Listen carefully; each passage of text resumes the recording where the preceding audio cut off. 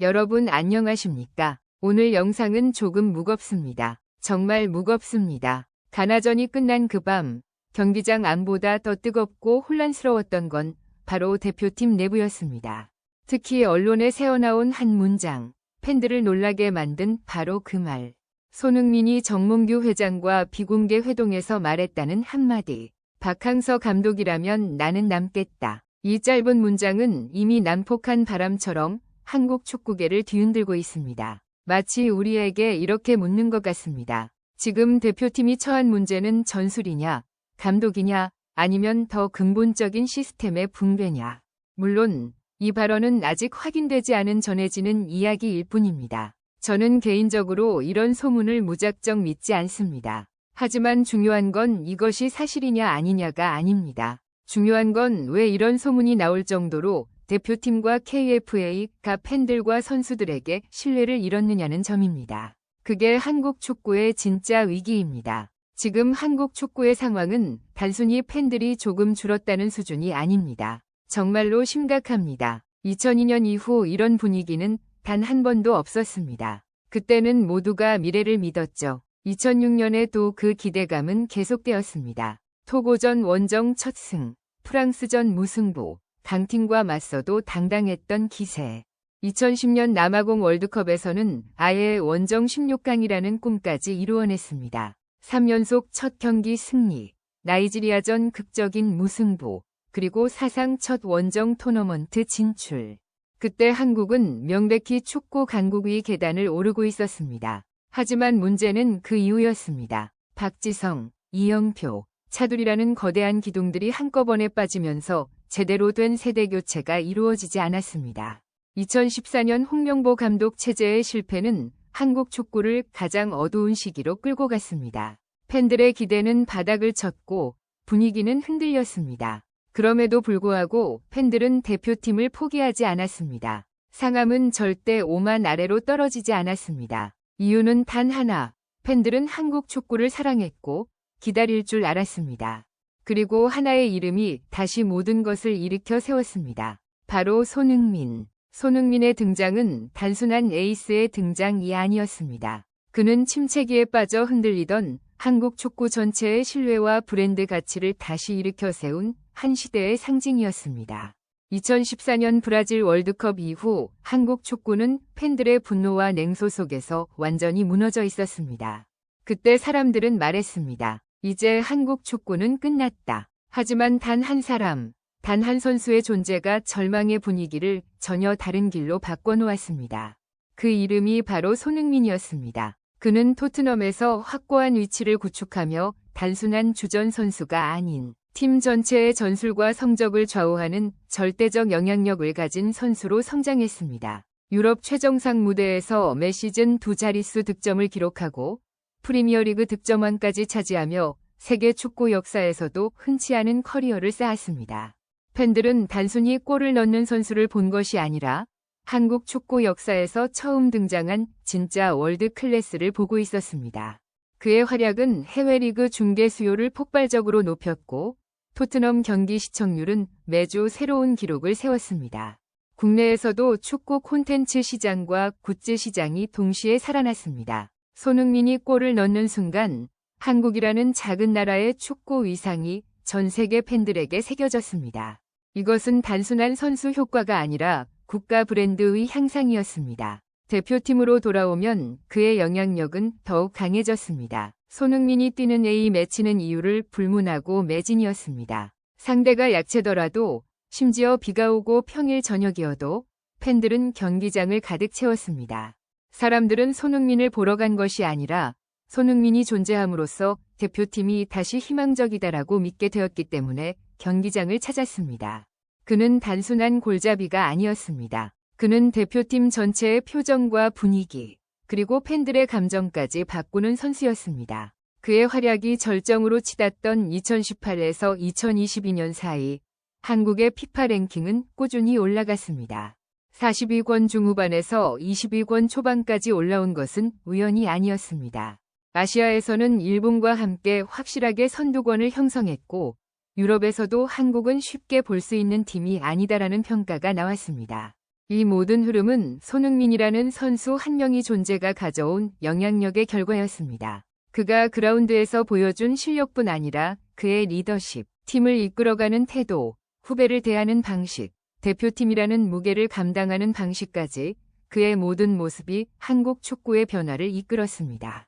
그는 항상 말했습니다. 국가대표는 내 인생에서 가장 큰 자부심이다. 이 한마디가 팬들의 마음을 다시 잡아 끌었습니다. 그리고 그 자부심은 경기력, 문화, 태도, 태극마크의 무게까지 바꾸었습니다. 심지어 축구를 잘 모르는 사람들도 손흥민의 이름은 알고 있었습니다.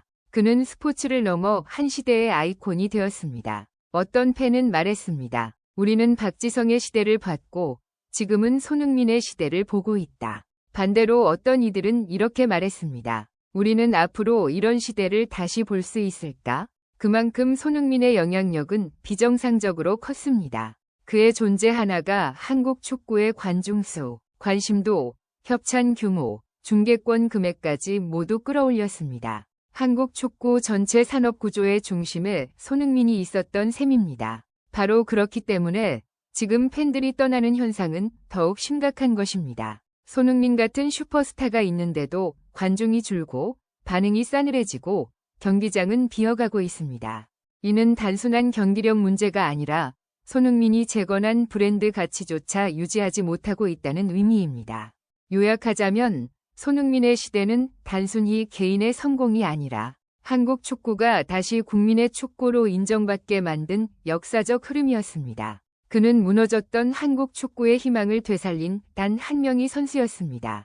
그리고 지금 한국 축구가 다시 흔들리는 이유 역시 바로 이 위대한 시대가 어떤 방식으로든 균열을 맞고 있기 때문입니다. 클린스만 경질 이후에도 팬들은 대표팀을 지켰습니다. 황선홍, 김도훈 체제 하에서도 A매치는 계속 매진이었습니다. 팬들은 감독이 누가 되든 대표팀을 응원했습니다. 그런데 전례 없는 일이 벌어졌습니다.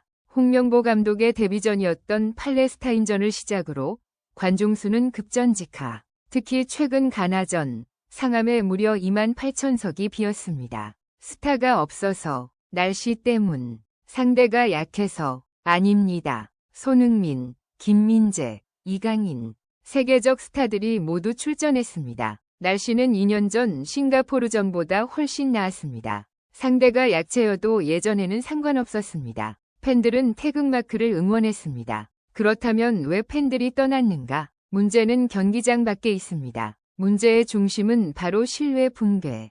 팬들은 더 이상 대표팀을 지탱하는 시스템을 믿지 못하게 된 것입니다.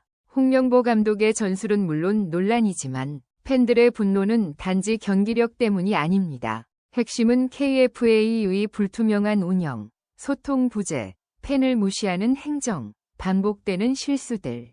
팬들은 더 이상 응원할 이유를 찾을 수 없게 되었습니다. 28,000석의 빈자리에는 분노, 실망, 그리고 절망이 고여 있었습니다. KFA는 오랫동안 팬들의 요구보다 내부 사정을 더 우선시해 왔습니다. 감독 선임 과정은 투명하지 않고 의사결정 구조는 폐쇄적이며 팬들의 목소리는 들리지 않습니다. 마치 한국 축구가 일부 세력의 전유물인 것처럼 운영되어 왔습니다. 언제나 같은 패턴. 실패 오른쪽 화살표 변명 오른쪽 화살표 펜탓 오른쪽 화살표 다시 실패 오른쪽 화살표 또 변명. 이 과정에서 팬들의 신뢰는 완전히 바닥났습니다. 홍명보 감독의 선임은 그 절정이었습니다. 많은 팬들이 이건 아닌데 라고 외쳤지만 KFA는 아무 설명도 없이 그냥 밀어붙였습니다. 그리고 결과는 한국 축구 사상 초유의 관심 붕괴. 그런데도 KFA는 여전히 문제의 본질을 보지 못하고 있습니다. 홍명보 감독은 우리가 더 잘하면 팬들은 돌아온다고 말하지만 현실은 전혀 그렇지 않습니다. 이건 경기력 문제가 아니라 신뢰 문제입니다. 신뢰가 무너지면 아무리 3-0으로 이겨도 팬들은 돌아오지 않습니다. 그리고 이 모든 불신 속에서 터져 나온 것이 바로 손흥민이 정몽규 회장에게 3가지 조건을 제시했다는 소문입니다. 사실 여부는 알 수 없지만 이런 소문이 돌고 있다는 사실 자체가 이미 시스템이 흔들리고 있음을 보여줍니다. 여러분, 오늘 영상에서 우리는 한국 축구가 왜 이 지경까지 무너졌는지, 팬들이 왜 등을 돌렸는지, 그리고 손흥민 관련 소문까지 왜 나왔는지를 살펴봤습니다. 개인적으로 이번 일련의 사건들은 단순한 루머가 아니라 한국 축구가 직면한 구조적 위기의 반영이라고 생각합니다. 박항서 감독이냐 홍명보 감독이냐의 문제가 아닙니다. 문제는 시스템 전체, 사고방식, 소통 방식, 그리고 팬을 대하는 태도입니다. 그리고 마지막으로 한 가지는 분명히 말하고 싶습니다. 손흥민을 둘러싼 소문은 아직 증거 없는 이야기일 뿐입니다. 하지만 팬들이 이 소문을 믿어버릴 정도로 KFA와 대표팀 시스템에 대한 신뢰가 무너졌다는 사실이 더 심각합니다.